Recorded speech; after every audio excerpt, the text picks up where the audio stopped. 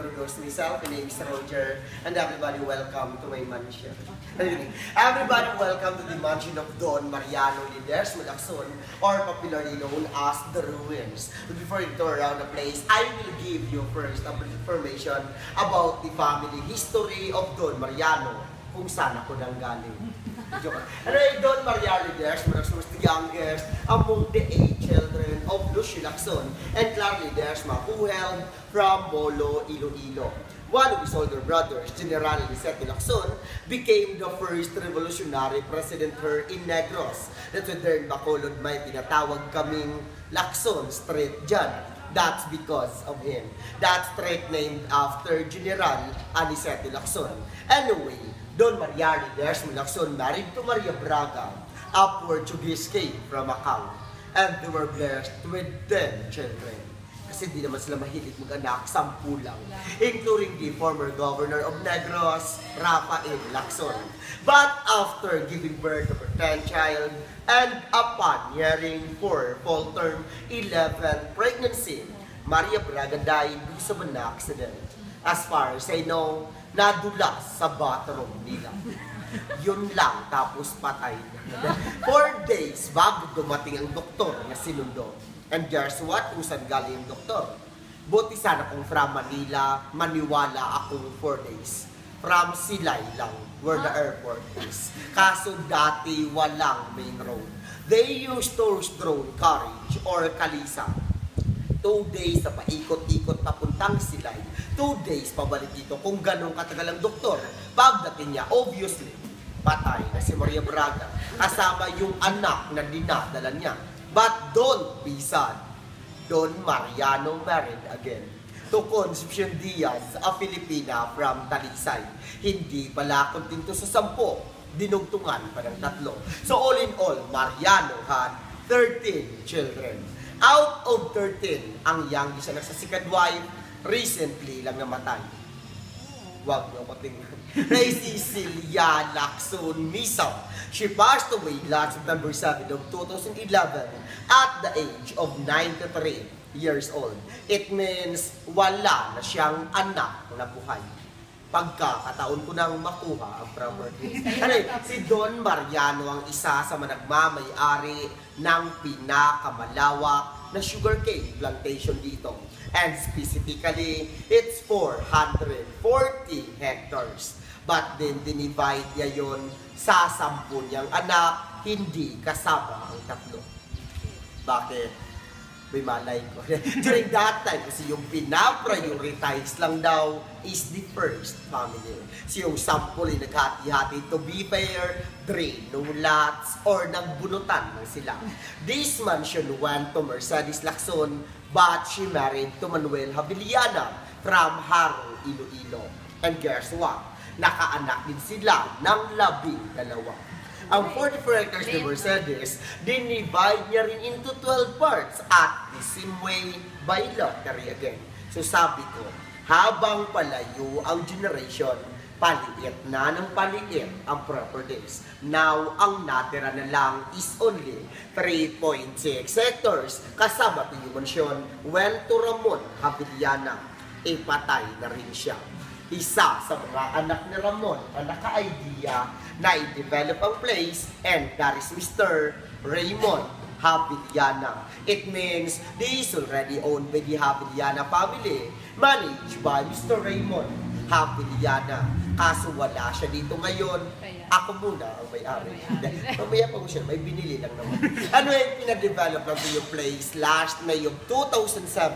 Then by January 2008, inopen na to sa public as tourist attraction.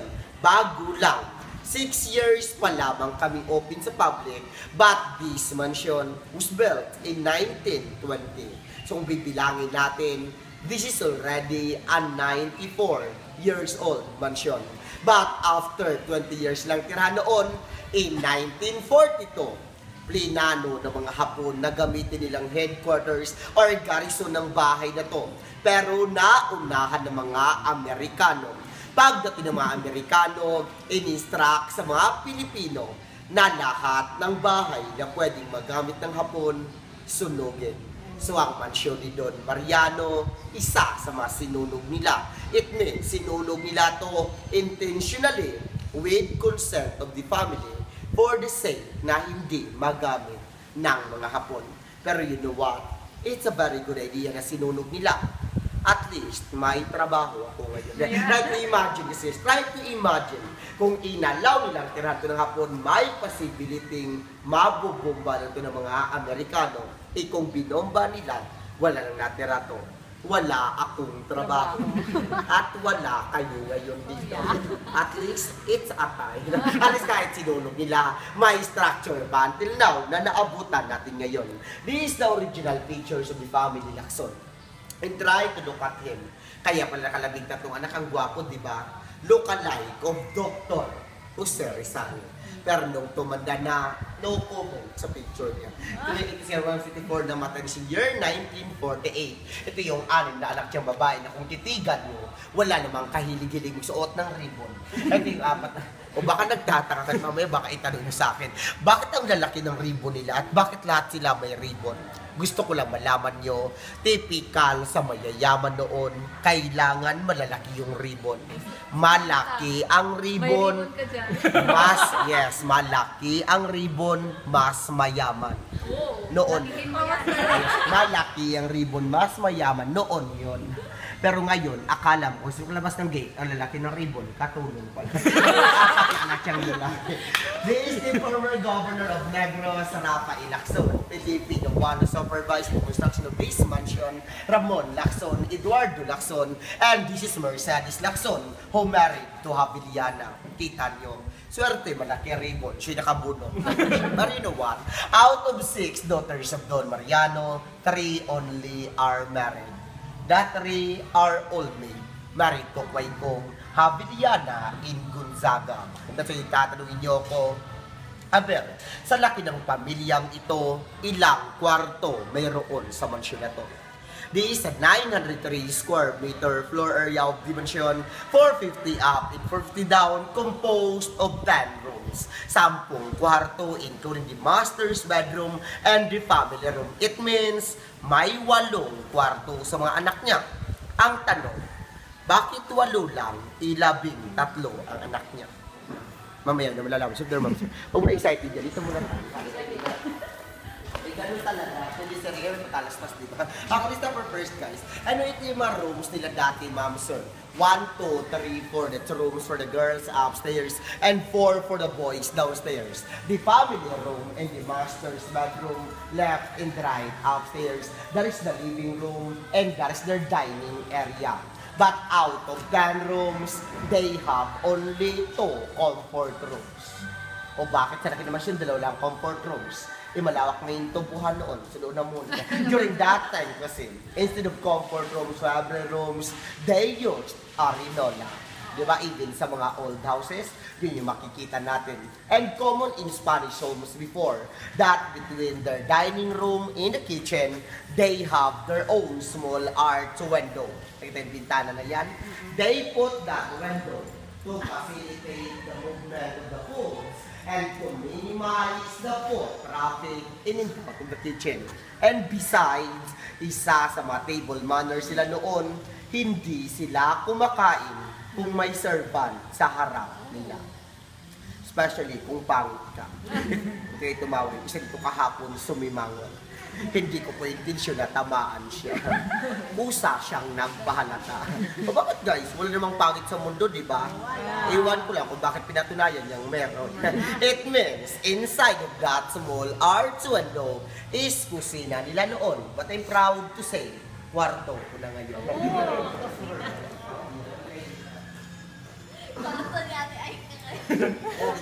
Ikwento ko lang po sa inyo. Baka kasi sabihin sa akin, nag-joke ako or joke ko lang, or maybe part ng joke ko yun, na kwarto ko yun. Well, I just want you to know, I stay here alone 4 years na.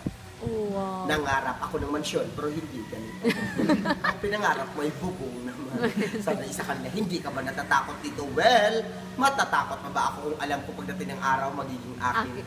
Ano guys, kung hindi siguro matibay ang pag-construct ng bahay na to, bumagsak na to for 3 days na umaapoy ang bahay. 3 days of burning, 3 days of fire. On the first day that they attempt to burn this house, they used 3 drums of gasoline, but nothing happened. They come back again with 2 drums of gasoline, but mix siya in 4 drums of used oil. Of course, kung may used oil, tatagal ang apoy nun. After 3 days, all the wooden parts of the house is burned. Maybe one of the reasons kung bakit umabot na 3 araw, it's because of the hardwoods. Imagine, 2-inch thick wooden floors, a meter wide, and 20.5 meters long, with no joint or mula doon papunta ron, walang dugtong na kahoy yun. It means, isang puno, isang sahig nila noon. And that's made of Nara, Tindalo, Incamagong trees. Pero kung nasunog mo lahat ng mga wooden floors nila, all the tiles are still original from Spain. And they call this Machuca tiles, the hardest, the famous, and the most expensive tiles during that time. O baka nagtataka kayo, bakit malalim dito, tapos may hagdan doon? Mostly ang tinatanong dito sa akin kung may underground daw sila. Wala silang underground. Ang hagdan doon, pinalagay ko na lang yun. Noon, wooden floors to dito, kalibil lang sahig na to. And common pala sa mga old houses na kapag wooden floors ang bahay mo, may ventilation sa ilalim. Kasi yan yung way nila kung paano mag-preserve ng mga wooden floors. Try to imagine, kung nakalapat yun sa lupa, madaling magmumoist, madaling anayin. Kailangan angat or halo lang sa ilalim. And besides, sa laki ng mansyon na to, wala silang aircon, walang electric fan noon. Between sa woods, may gap, doon dumadaan ang hangin. And take note, kahit gaano kalaki or kaliit ang bahay mo, kung may ventilation sa ilalim, malamig pa rin sa loob. By the way, there is the main entrance of the mansion and there is the side entrance. Facing their side entrance is their original staircase going up and obviously going down. Islam yan dyan. And dyan nyo rin makikita yung Belvedere na tinatawag nila. Please, itanong nyo lang sa akin kung ano yung Belvedere. Huwag na pa-spell sa akin. In fact, dalawa yung pagtawag nila nun. Either Belvedere or Belvedere. Belvedere is a French word and a Belvedere is an Italian word. Pero isang meaning lang sila. It can afford a beautiful view. So that's the place where every 5:30 in the afternoon, they gather there together just to watch the sunset. And dyan tatayo si Don Mariano at sasabihin, lahat ng matatanaw ko ay akin. Naniniwala kayo doon as far as your eyes can see? Ako naniniwala ako doon. Pero unfair lang isipin yun. Kasi kung yun yung basihan ng pagkuha ng properties noon, lahat na makikita mo ay sa'yo. Di swerte ng mga duling. Duling kaya.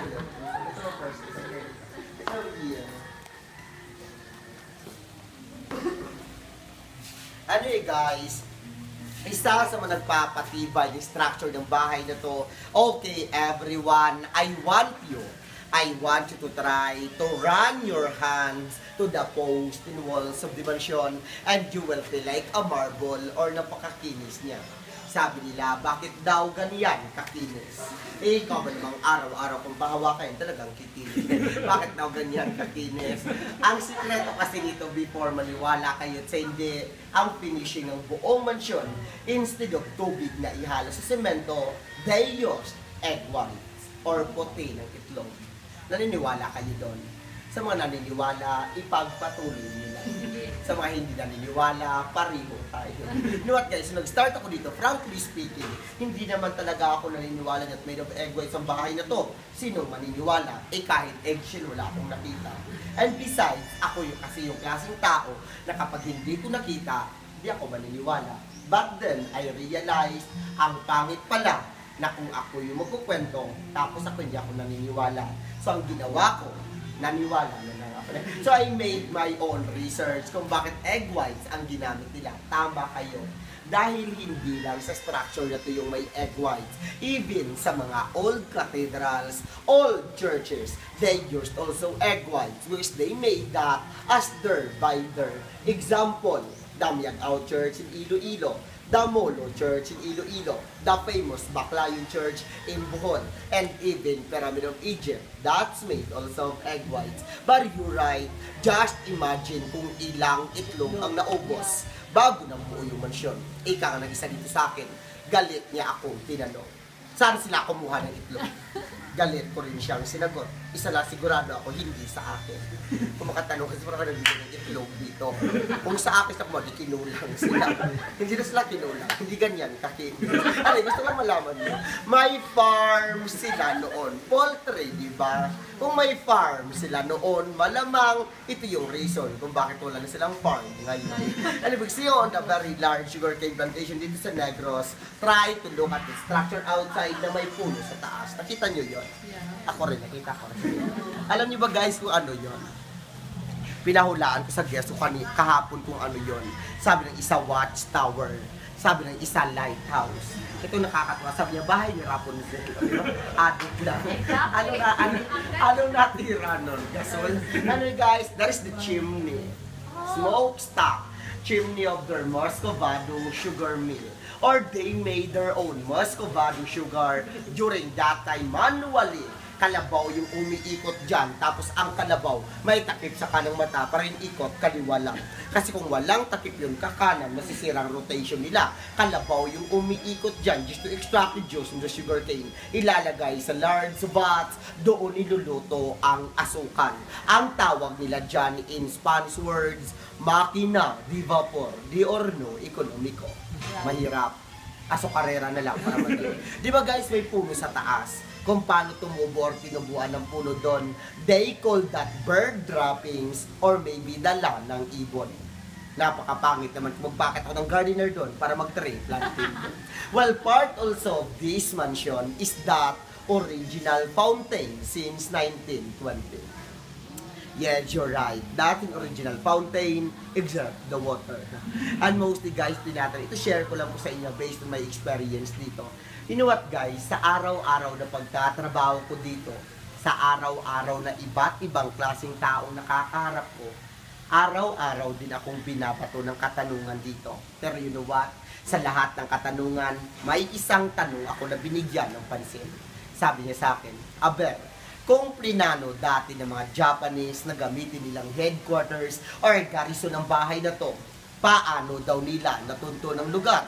Kasi in fact, nakatago naman ito in the middle of their sugarcane plantation. Even nga tayo, kung walang may nagturo, hindi natin makikita to. Well, according to their history, huli nang nalaman ng Malakson that their gardener were informer of the Japanese. And mostly, ang tawag natin dyan, mga makapili. Yung may mga bayong sa ulo dati, tapos may butas sa mata, but this time, in this case, according to my research, hindi natin sila pwede matawag na makapili. Because when we say makapili, mga Pilipino na nagtraidor sa kapwa Pilipino. But then I found out, hindi Pilipino ang hardinero nila, a Japanese gardener.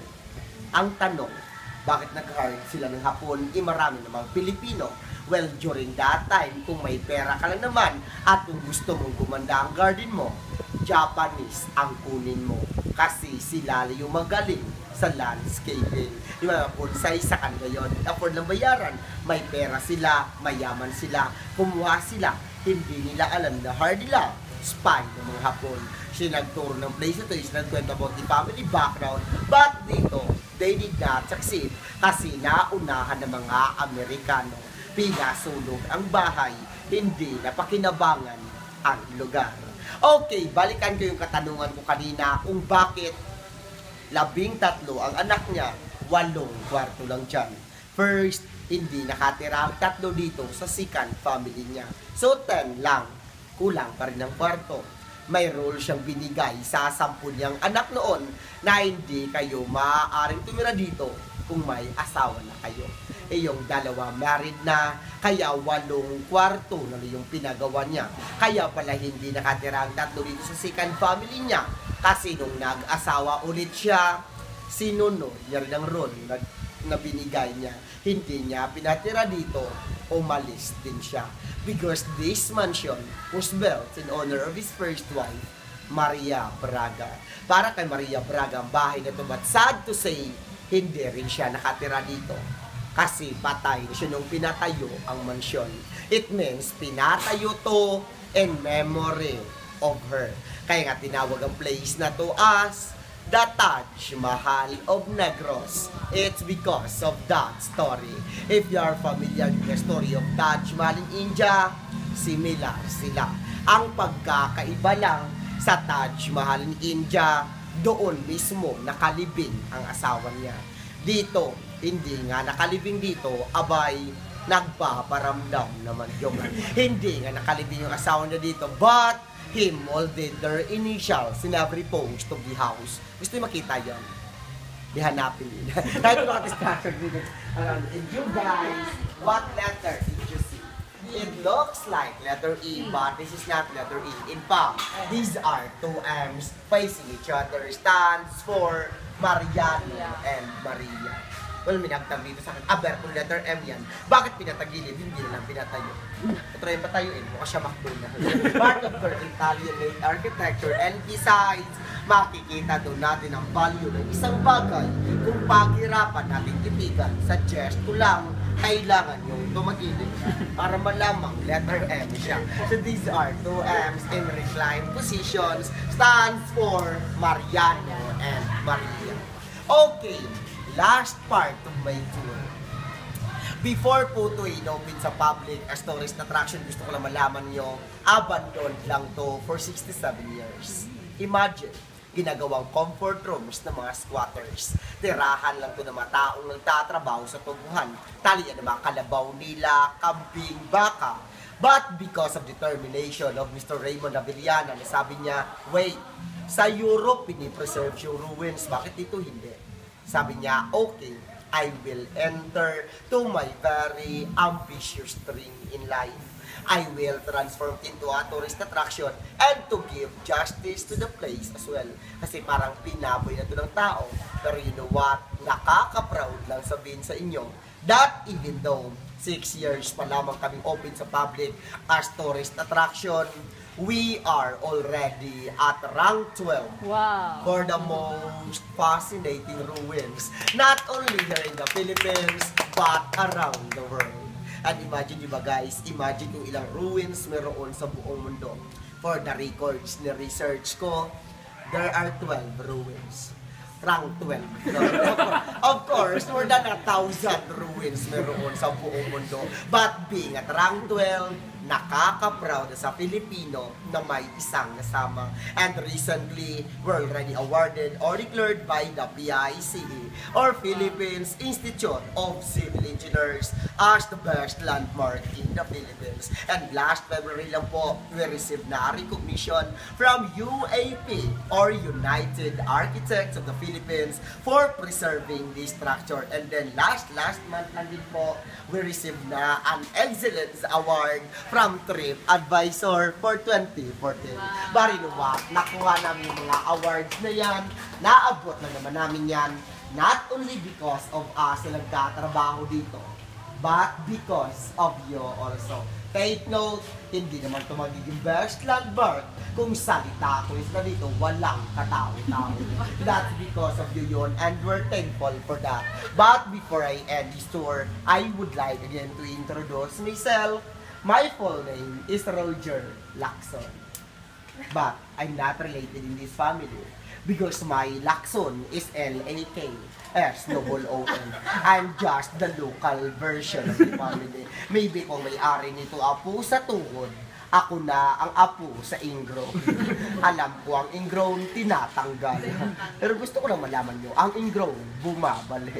Tanggalin man nila ako, babalik at babalik ako. And now, part of the development, we're already a souvenir shop in a coffee shop there. Sana makapasok kayo doon because I'm planned also to burn that one. Hello guys, I'm inviting you to write your name sa guest book namin later because by end of this month, ira-raffle na namin yan.